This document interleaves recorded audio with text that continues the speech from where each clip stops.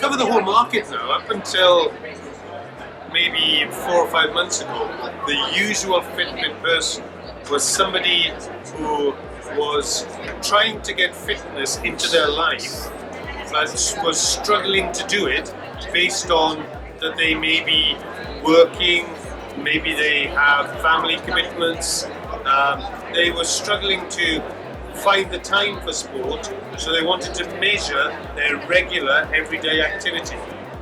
But since we launched the later products, we have now moved our profile more into areas where people are already doing some sort of sport, maybe have some level of competitiveness. So now we cover the total market.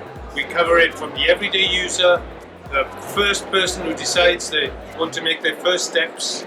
Now we track it all the way up to the person who is your triathlete, maybe your marathon runner, perhaps your keen maybe tennis or squash player, where they can track their heart rates, and they can even see things like in yoga. They can see how their heart rate is reflecting their energy consumed. So you see calories based on energy consumption as measured by their heart rate. And it gives them their resting heart rate, because when you measure 24/7 your heart rate, you then begin to build a picture up of your base or resting heart rate. And resting heart rate is one of the best guides to a human being's level of fitness. The lower your resting heart rate, the more efficiently your heart is working. Generally, the barriers I see, which we work hard to overcome, are the barriers where some trackers only work with certain mobile phones. Because people then say, well, they're not interested, they're afraid, they might buy a tracker, they change their phone, it doesn't work, they change their computer, go from Windows to Apple, it might not work. That has put people off in the past, and that's where we have to get across our message that you can buy one of our trackers and it works with everybody. And another issue about people holding back might be the food database, because if you're trying to lose weight, it's 80% diet, 20% exercise.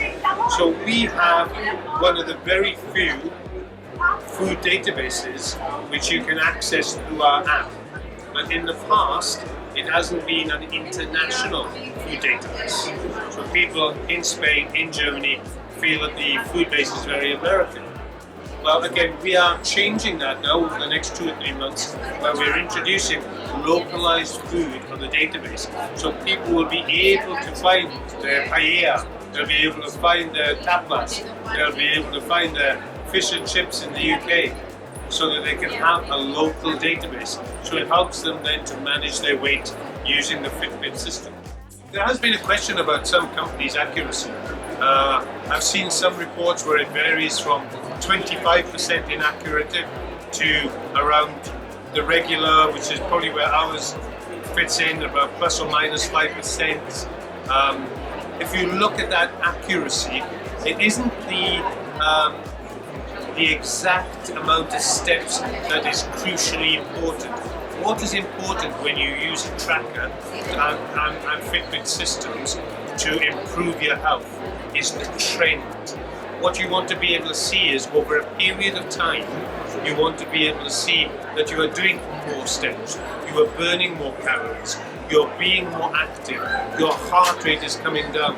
So if your tracker is slightly inaccurate, okay, might not be perfect, but still over a period of time, what you should see from that tracker is a growth in the number of steps, a growth in the calories consumed.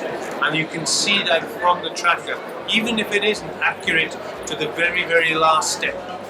So accuracy is important, but it should not stop the crucial gift of the tracker, which is to show you the trend in your activity.